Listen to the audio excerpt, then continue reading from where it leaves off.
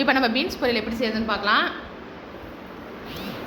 அதுக்கு பாருங்கள், தாளிக்கிறதுக்கு எண்ணெய் ஊற்றிக்கலாம், கடுகு போட்டுக்கலாம், அப்புறம் பெரிய வெங்காயம் அரிஞ்சு வச்சது சேர்த்தாச்சு, கருவேப்பிலை சேர்த்துடலாம்,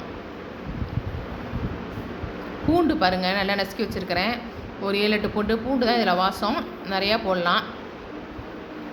இப்போ நல்லா வதக்கிடலாம். இந்த மாதிரி செய்யும்போது நம்ம சாப்பாட்டில் சும்மாவே போட்டு சாப்பிட்லாம். தயிர் சாதம், ரசம், சாம்பார் சாதம் எல்லாத்துக்கும் நல்லாயிருக்கும். பாருங்கள், உப்பு சேர்த்தாச்சு, மஞ்சத்தூள் சேர்த்தாச்சு, நல்லா வதக்குவோம். அப்புறம் பாருங்கள், கழுவிட்டு நம்ம அரிஞ்சு வச்சுருக்க பீன்ஸை சேர்த்துடலாம்.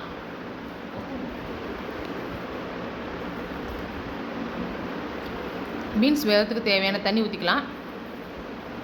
இப்போ நல்லா கிளறி விட்ருவோம். அப்போ தான் அந்த உப்புலாம் போட்டிருக்கோம்ல, எல்லாம் நல்லா கிண்டி விட்டால் மேலே கீழே இப்போ தான் வரும், நல்லாயிருக்கும்.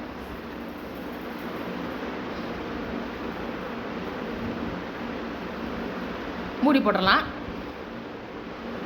அப்படியே எண்ணெயில் கிண்டி விடணும் நம்ம. பாருங்கள், தண்ணி கொஞ்சம் இஞ்சினோடனே சாம்பார் பொடி சேர்த்தலாம், 1 ஸ்பூனு.